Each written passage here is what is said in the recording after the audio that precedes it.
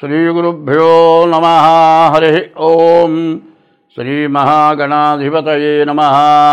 శ్రీమహాసరస్వత్యై నమః. హరి ఓం. యకర్తా జగతాం భర్తా సంహర్తా మహసాం నిధిః ప్రణమామి తమాదిత్యం బహిరంతస్తమోపహం. 2025 సంవత్సరం నవంబర్ నెల 1వ రాశి మేషరాశి ఫలితాలు చెప్పుకుందాం. ఈ రాశి పూర్తిగా ఏమీ బాగాలేదు. ఒక్క బుధుడు తప్పితే ఏ గ్రహం బాగాలేదు. బుధుడు రాహువు 2 గ్రహాలు బాగున్నాయి, మిగతా ఏ గ్రహాలు బాగాలేవు. ఈ బాగున్న గ్రహాల వల్ల వచ్చే ప్రయోజనం ఏమిటి అంటే, రాహువు ఏకాదశిలో ఉన్నాడు.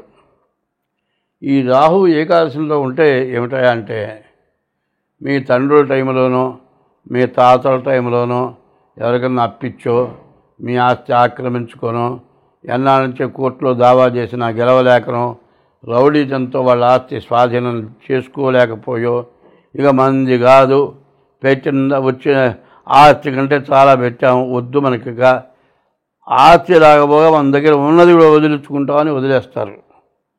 అట్లాంటిది ఈ రాహువు ఏకాదశంలో ఉండగా వస్తుంది. మరి దాన్నే అంటారు, అరే రొట్టెడికి నీతిలో పడ్డదిరా అంటారు. మరి అంత బలమైనటువంటి రాహువు అయినాడు. వాడు రాహువు ఎట్లా ఉన్నారా అంటారు. ఒక్కోడు ఏం చేయడు, తిని కూర్చుంటాడు. వాడి దగ్గర కోట్లు మూటలు వస్తుంటాయి డబ్బులు. ఏందిరా వాడు ఏం చేయడు, ఏం పని చేయడు, తిని కూర్చుంటాడు, మాట్లాడటం కూడా చేత కాదు, ఏందిరా అంటే వాడు రాహువు ఎట్లా ఉందిరా అంటారు. ఆ రాహువు అంత బలంగా ఉన్నాడు. బుధుడు వ్యాపారకారకుడైన బుధుడు కూడా బాగున్నాడు, కానీ ఏ గ్రహమో బాగాలేదు. అయితే చెప్పాలి అంటే శని, గురువు, కుజుడు పూర్తిగా బాగాలేదు. మరి 12ంట శని, 4ంట గురువు, 8ంట కుజుడు, 3 ద్వాదశ అష్టమ జన్మస్థం శని అంగారకో గురు కుర్వంతి ప్రాణ సందేహం స్థానచలనం ధనక్షయం. శని 12ంట, కుజుడు 8ంట, గురువు 4ంట ఉంటే ఉండే ఇల్లు వదిలిపెట్టి పోవాల్సి వస్తుంది, చేసే ఉద్యోగం మానుకొని పోవాల్సి వస్తుంది, మరి బతుకు తెరువు లేకుండా పోతుంది. అసలు ఇంట్లో ఉన్న దానికంటే అప్పులు ఎక్కువ అవుతాయి. ఇంట్లో కనపడకుండా ఎటున్నా పోయి కూర్చోవటం దాక్కొని ఇల్లు మొహం చూడకుండా ఉంటాం. ఒకవేళ అక్కడెక్కడ కుదరకపోతే అర్ధరాత్రి పూట ఎవరు లేని టైంలో ఇంటికి రావటం. ఇట్లా నరకం అంటే ఎట్లా ఉంటుందో అట్లా బాధలు కలుగుతాయి. ఈ మేషరాశి పరిస్థితి ఈ విధంగా ఉంది.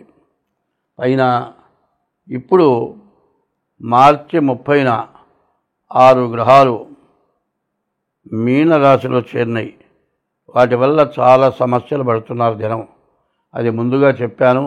ఇప్పుడు ఒక రకం కాదు, చెప్పడానికి వీల్లేని బాధలు. బాధపడినవాడు, నష్టపడినవాడు, ఖర్చు పడినవాడు, డబ్బు లేక ఇబ్బంది పడినటువంటి వాడు ఎవడు లేడు. అందరూ ఇబ్బంది పడుతున్నారు. అయితే ఇది ఎందుకు జరుగుతుంది అనేది ఎవరికి ఏమీ అర్థం కావట్లేదు. మనం కావాలని చేతులారా పాపం చేసుకుంటున్నాం. ఆ పాపం ఎట్లా చేసుకుంటున్నామో తర్వాత మనకు లాస్ట్లో చెబుతాను. ఈ పాపం వల్లనే మనం బాధలు పడుతూ ఉన్నాం. ఈ రాశి పరిస్థితి ఏమిటంటే గ్రహస్థితి పూర్తిగా బాగలేదు. ఇది రాశి ఎట్లా వస్తుందంటే పుట్టినరోజు నక్షత్రాన్ని బట్టి రాశి వస్తుంది, పుట్టినరోజు టైంని బట్టి లగ్నం వస్తుంది. మీ డేట్ ఆఫ్ బర్త్ తారీఖు, నెల, సంవత్సరం, టైం ద్వారా మీ జాతకం రావాలి. కాబట్టి మీ జాతకం ఇది కరెక్ట్గా రాసి ఉన్నా కాదో తెలియాలంటే మీ డేట్ ఆఫ్ బర్త్ ద్వారా జాతక చక్రం వేస్తేనే తెలుస్తుంది. ఏదేమైనా ఈ రాశివాడు జాగ్రత్తగా మీ జాతకం చూపించుకుంటే ఏదైనా ఇబ్బంది లేకుండా బాగుంటారు. ఇప్పుడు మేషరాశి దగ్గర నుంచి మీనరాశి వరకు అన్ని రాశులకి కలిసి వచ్చే మార్గం ఒకటి చెబుతా. ఎట్లా అంటే, ఏమండి డేట్ ఆఫ్ బర్త్ రాశారు అంటారు. శిరస్సు కనపడగానే పుట్టినట్లు.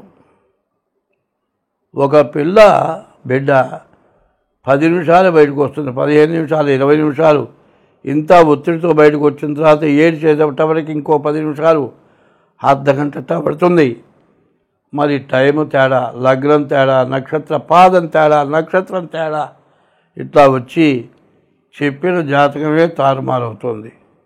ఒకవేళ సరిగ్గా ఉన్నా మీరు చేసుకున్న పాపం వల్ల కొంత నష్టం జరుగుతూ ఉంటుంది.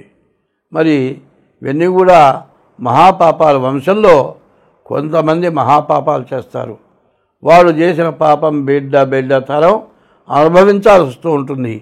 ఎన్ని శాంతులు చేసినా, ఎన్ని పూజలు చేసినా ఆ బాధలు తీరవు. చూడండి, ఈ కలియుగంలో విపరీతమైన పాపం పెరిగి ఈ సంవత్సరం వచ్చినంత బాధలు ఎవ్వరికీ రాలే, ప్రపంచం అందరికీ వచ్చింది. ఈ బాధలు ఎందుకు వచ్చినాయి? మనకు తెలిసి చేతులారా పాపం చేసుకున్నావు. ఆ పాపం నివృత్తి కాక ఈ బాధలు వస్తున్నాయి. కాలికి దెబ్బ తగిలితే మందు వాడకపోతే కాలు మానుతుందా? నువ్వు చేసిన పాపానికి దైవాన్ని పూజించకపోతే ఈ బాధలు పోతాయా? ఇట్లాంటి బాధలు పెరగడానికి కారణం మనమే. ఎందుకంటే వేదంలో కొన్ని విషయాలు చెప్పారు. మరి వేదం అంటే అందరి వల్ల కాదు. వేదంలో మరి 18 పురాణాలు, అష్టాదశ పురాణాలు వ్యాసుడు రాశాడు. అన్నిట్లోకి అన్నీ రాసినా కూడా ఆయనకి ఏదో బాధగా ఉందట. నారదుడు చూసి, ఏందయ్యా ఏదో పరాధ్యానంగా ఉన్నావు ఏమిటి అంటే, ఏమిటోనండి ఇన్ని పురాణాలు రాసినా నీదేంతో తప్పు చేశాననిపిస్తోంది అంటే, అప్పుడు ఆయన అన్నాడు, నువ్వు ఎన్ని పురాణాలు రాసినా దైవాన్ని పూజించే విధానం, దైవ భక్తి కలిగింది నువ్వు ఏది రాయలేదయా. అందువల్ల దైవ భక్తి రావాలి అంటే రామాయణ, భారత, భాగవతాలు అన్నిట్లో కలిపి మరి భాగవతం అనేది రాయమన్నాడు. ఆ భాగవతం ఎట్లా ఉంటుందంటే భాగవతం భాగవతం భాగవతం భాగవతం అంట మొదలు పెడితే భాగవతం చెడిపోం భాగవతం. అటువంటి భాగవతంలో గజేంద్ర మోక్షం అని ఉంది. ఈ గజేంద్ర మోక్షం 40 రోజులు చేయించుకుంటే మీకు ఎటువంటి దోషాలున్నా పోతాయి. కాదు అంత ఓపిక లేదు, 21 రోజులు చేయించుకోండి. కాకపోతే 11 రోజులు చేయించుకోండి. ఏమండి పుస్తకాలు అమ్ముతున్నారు, మేము చేసుకుంటామంటే దాంట్లో ఒక పద్యం చెబుతాను. మరి విష్ణుమూర్తి వెళుతుంటే అమ్మవారు వెనకాడితే పోతుంది. ఆయన్ని అడుగుదాం, ఎక్కడికి పోతున్నావు అని అడుగుదామనే పద్యం ఇట్లా రాశారు. అడిగేదన నీకు అడుబడి జను నడిగిన తన మగడు నుడుగడని నడ యుడుగున్ వెడనెడ సిడిముడి తడబడ నడుగిడదు జడేమ నడుగిడు నెడలను. ఈ పద్యం వలన ఒకసారి పుస్తకం చూసిన వాళ్ళు చెప్పగలుగుతారా? ఇట్లాంటి కఠినమైన పద్యాలు ఉన్నాయి. వాటిని తప్పుపడకుండా పారాయణ చేయాలి.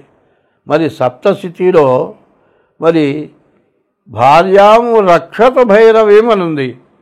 వాడు పొరపాటు పడి భార్యాము రక్షత భైరవేం అనే బదులు భార్యాం భక్షత భైరవేం అన్నాడు. భార్యను తినేసింది అమ్మవారు. కాబట్టి తప్పులు పడితే దోషాల వల్ల ఇబ్బంది వస్తుంది. కాబట్టి జాగ్రత్తగా చేసేవాళ్ళ చేత అది పారాయణ చేయించుకోండి. మరి ఇట్లా చేస్తే మీకు అన్ని విధాలా బాగుంటుంది. అవసరమైతే మాకు ఫోన్ చేయండి, దానికి తగిన ఫీజు చెల్లించి మరి ఆ భాగవతం పారాయణ చేయించుకోండి. నేను ఇప్పటికీ కనీసం 25 సంవత్సరాల నుంచి చేస్తూ ఉన్నాను. అనేక కష్టాల్లో నేను బతకడం కంటే చచ్చిపోదామన్నంత పరిస్థితి వచ్చింది. ఎన్నో యాక్సిడెంట్ అయినాయి, ఎన్నో ఆపరేషన్లు అయినాయి. ఈ బాధలతో ఇక బతకకూడదు అనుకున్నాను. అటువంటి రోజున ఈ భాగవతం పారాయణ చేయడం మొదలుపెట్టిన తర్వాత ఇవాళకి నాకు 80 సంవత్సరాలు వచ్చినాయి. ఇప్పటికీ ఏ లోటు లేకుండా హాయిగా బతకగలుగుతున్నాను. మీరందరూ కూడా పాపం పరిహారం కావాలి అంటే భాగవతంలో గజేంద్ర మోక్షం చాలా విశేషమైంది. దాన్ని పారాయణ చేయించుకోండి, మీకు అన్ని విధాలా బాగుంటుంది. అన్ని రాసుల వారికి ఇప్పుడు చెప్పబోయేది కార్తీక మాసం చాలా విశేషమైన రోజులు. ఈ రోజుల్లో మరి ఈ గజేంద్ర మోక్షం పారాయణ చేయించుకోవడం చాలా అవసరం. దీని గురించి పెద్ద ఖర్చు ఉండదు. దాని ప్రకారం చేస్తే మీకు అన్ని విధాలా బాగుంటుంది. ఇది మాత్రం ప్రతి రాశికి కూడా చివరిలో వేయండి. ఇప్పుడు చెప్పింది ఇది విశేషం. దీంట్లో చేస్తే అన్ని విధాలా బాగుంటుంది. స్వస్తి.